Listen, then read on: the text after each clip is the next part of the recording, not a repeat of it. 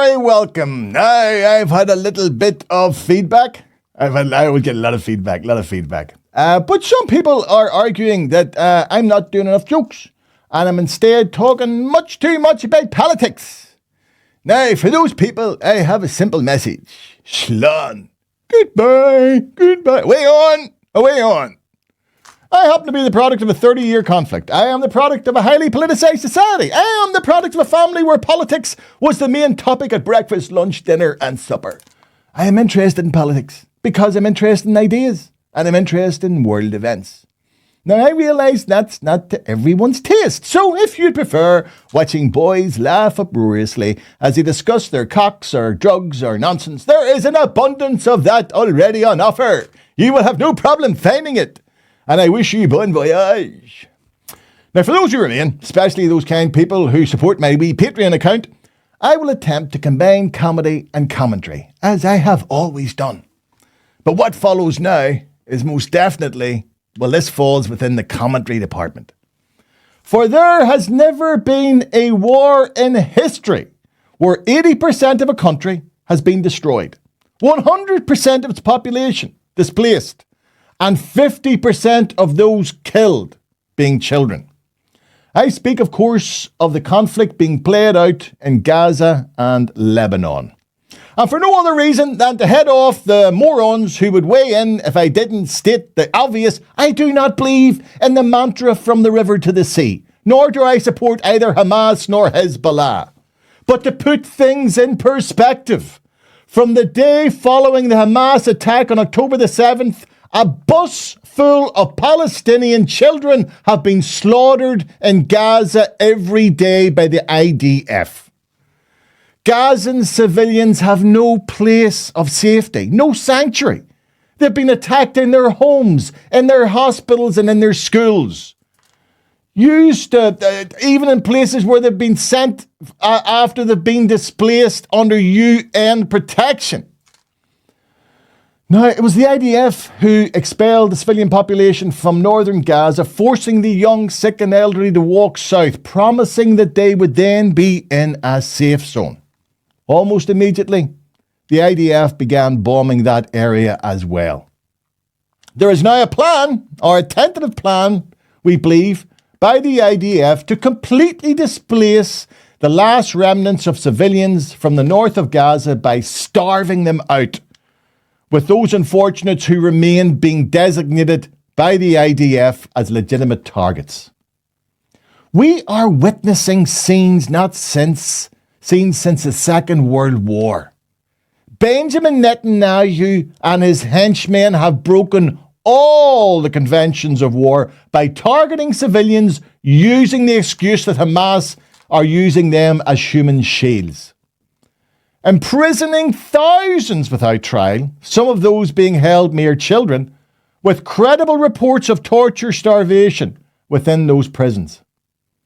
The world has witnessed, with its own eyes, a man waving a white flag being shot dead by IDF snipers.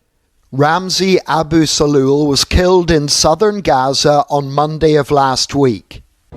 He was one of 5 men waiting to see if Israeli soldiers positioned a few hundred meters away would let them cross battle lines to rescue relatives. A cameraman working for ITV News interviewed Mr. Abu Salul about his intentions. Then, just a few seconds later, fearful for his own safety, the cameraman stopped filming as he ran, but resumed a few seconds later. The IDF used this pause in filming to raise doubts. The video is clearly edited, they said in a statement. ITV News has now obtained another video of the shooting, and this recording is continuous.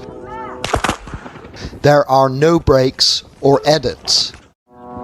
Here, the 2 videos are synchronized, and it's clear there was no interference or trickery during the 5-second pause in the original recording aired by ITV News. Just after the shooting, our cameraman in the pale blue protective gear shouted, "The tank fired! The tank fired!" Here you can make out the tanks to which he referred. The gunfire came from more than one weapon. In this footage, a bullet strikes the wall just above the men's heads. We showed our material to a ballistics expert who concluded after acoustics analysis that the gunfire, which continued, came from the direction of the tanks. Our cameraman is in no doubt. While I was trying to film, I noticed many military vehicles. I kept glancing back and forth between the vehicles and the group of men. I noticed a laser beam coming from the direction of the tank. Then I heard sniper fire. The American network ABC News was among the international broadcasters who aired our story. The cameraman of our partner network, ITV. ABC were taken into Khan Yunis by the IDF at the weekend, and they asked the commander of Israeli forces in southern Gaza about the shooting of Mr. Abu Salul. The Brigadier General was forthright. Your area of operation, waving a white flag. Oh, you're talking about that incident? Yeah, that incident. We're investigating that incident. A man holding a white flag, yes, I'm unarmed, shot dead. I'm investigating. Those are your troops? Yes, yes, those are my troops, and I'm investigating that incident. That is not the way we carry out our rules of engagement. No, we don't fire at people waving white flags. We don't fire at civilians. But you do sometimes. We don't. Every incident that is a mistake, and there are mistakes, we are not perfect. We are in a combat zone under great threat to our people. We investigate every mistake that is done. Asked for a comment about this interview, the IDF press office said the Brigadier General meant that his men were in the vicinity at the time and that the incident was being looked into. And we now have medics on the ground in Gaza reporting that there are so many children being mortally wounded by shots to the head that it can only be explained as deliberate targeting by Israeli snipers. A report from the UN last week states that the IDF have perpetrated over 1,000 attacks on the healthcare sector in both Gaza and the West Bank, resulting in the deaths of 800 healthcare workers. The excuse given by Israel at the beginning of the conflict for attacking the Al-Shifa hospital, Gaza's biggest, was that Hamas had built a control centre beneath it. They even went so far as to create this graphic of what they said was beneath that hospital.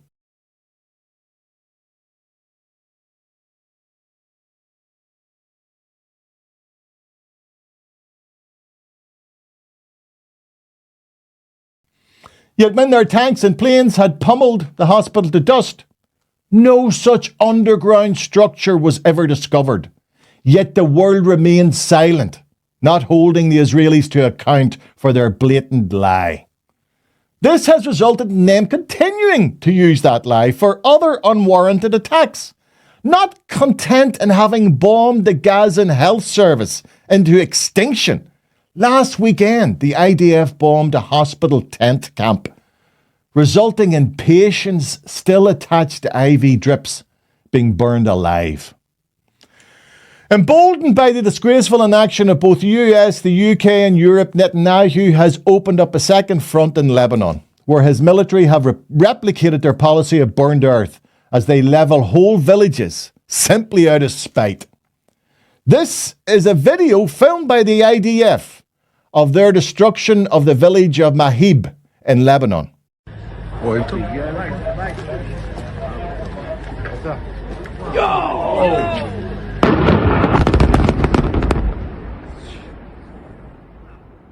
That was one of the oldest villages in the country, with a shrine to the prophet Benjamin dating back 2,100 years.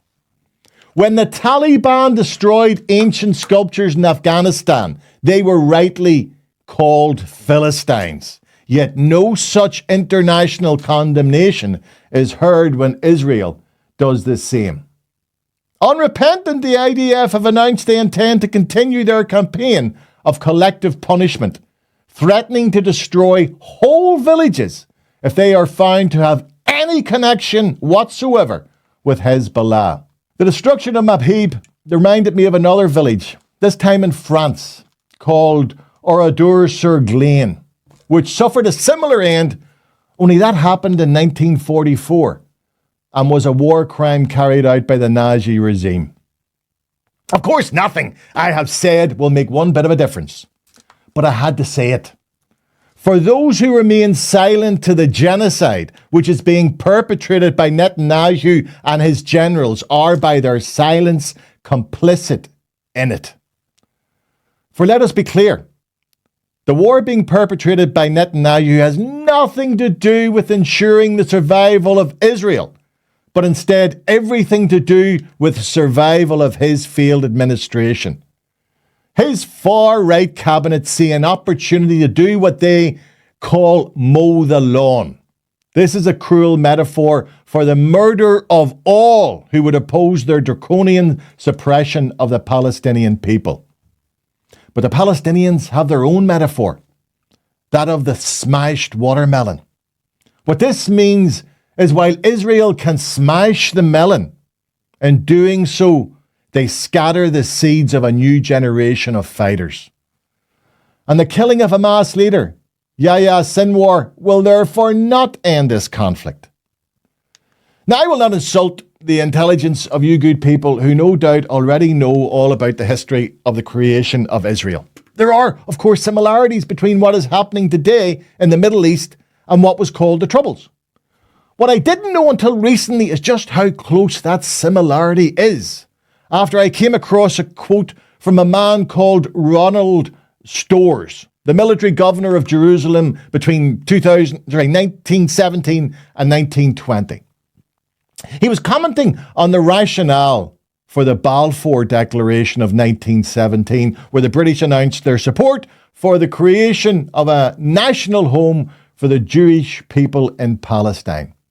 At that time, he said, even though the land could not yet absorb 16 million, much less 8 million Jews, enough could return to prove that the enterprise was one that blessed him that gave as well as him that took, by forming for England a little loyal Jewish Ulster in a sea of potentially hostile Arabism. And so Israel was envisaged, and so it became a little Ulster. But unlike Ulster, soon was discovered oil, and Western powers have supported Israel as a bulwark against nations such as Iran, who would disrupt the free flow of that black gold to the West. Now, over the last year, we have seen every imaginable war crime carried out by Netanyahu's homicidal regime. He has broken all the conventions of war and used collective punishment, torture, starvation, and the murder of health workers and journalists. Yet he continues to be armed by both Biden and Starmer. Such is his confidence. He's even attacked UN forces stationed on the border of Lebanon. Can you imagine for a second what the response of the US would be if it had been Putin rather than Netanyahu who sanctioned such attacks? The main UNIFIL base under attack is manned by, would you believe, soldiers from Ireland, who instead of being bullied into leaving by the IDF, were given a traditional Irish rebuff, and they were told to off. All we need now is for those other democratic nations who purport to live by the rule of law to find again their conscience and stop this rogue state. For unless Israel wants continuous conflict, the day will have to arrive, as it did here, when competents sit down and talk. And when that occurs, the only possible solution will be the creation of two states, both recognized and defended under international law. Sadly, there is no chance of this happening so long as Benjamin Netanyahu puts his political survival above the survival of the 100 Israeli hostages still being held by Hamas in Gaza. I received this letter the other day, and you see what it says not there? It says, drop through my letter, but it says, Synod, Ireland. That's the Irish Senate. That's what that is. I was so excited. I was so excited when I got this because I thought to myself, at last, my genius has been recognised. I have been called to serve in the Irish Synod as a senator. Why not? If the Ulster University is able to gift a job to a land's deputy party leader, Stephen Farry, then, well, it isn't too much of a stretch that I should be offered a seat in the Irish Senate. After all, I knew there was an opening following the departure of Sinn Féin's Niall O'Donoghue. And I know I have pronounced that name improperly. As few have this week pronounced it properly. But I don't think it's going to be a big issue because I doubt I'll ever have to pronounce it again. Do you know what's amazing about the whole Niall story? Is that Sinn Féin in this case did everything right. They followed the book by the letter. They done everything, got in touch with the cops, got in touch with the social services, got in touch with the people involved, did everything by the book, yet they still managed to balls it up by simply refusing to come clean as to the real reason why we Niall, had been stood down. No matter, I will not labour that subject, as I was still too excited by my letter from the Synod. I was trying to work out I wonder how much a senator gets paid. I tore open my wee letter and I was crestfallen to discover that it was in fact a wee hello letter from Senator Green Party leader Mal O'Hara. Now Mal's down there, he's a senator in the Synod down there. Wasn't a job offer at all. I was devastated. What I did ponder, and what did confuse me slightly was why had Mal sent a wee hello letter to the constituents of North Belfast? You know what I mean? It was a bit of a mystery to me. And then I suddenly realised, I think wee Mal has got a bit of devilment about him. Mal's got a bit of devilment about him because he's going to know that this envelope is going to drop through letter boxes in every unionist district in North Belfast, from Tigers Bay to Ballysillan. And people are going to come down and see Synod, Ireland, and the green stump, and suddenly go, the bastards have sold us out, Shimha! Come on, Sammy, get out of bed, Sammy! They've sold us out, it's over! Man knew what he was at. Look here. If the Ulster University are interested, I am open if they want to create a professorship in Ulster comedy. You know what I mean? Actually, I think I may drop them a wee letter because that's all Farry and Jody Carson did to get their job. I think I will drop them a wee letter and just you never know. So, Dr. Colin Davidson, Chancellor. Hello, sir. My name is Jake O'Kane. I am a very well-known Irish comedian. I am a very well-known Northern Irish comedian. I am a very well-known North Belfast comedian. I am interested in operating as your professor of comedy for a decent remuneration. For this, I will furnish your institution with 3 lectures a year. Plus, I will do your Christmas do for nothing. I hope this suits both you and me. Yours sincerely, Jake O'Kane. P.S. If the professorship isn't a going idea, I will accept a doctorate for the same fee. It's a done deal, lad. That's a done deal. In the box. Sorted. I'll be sitting up there beside your man. I'll be sitting beside him. Cert. Oh, no, there was no need for it. Like, there's no need for it. There was no need for it. Like, that's bang out of order. Bang out of order.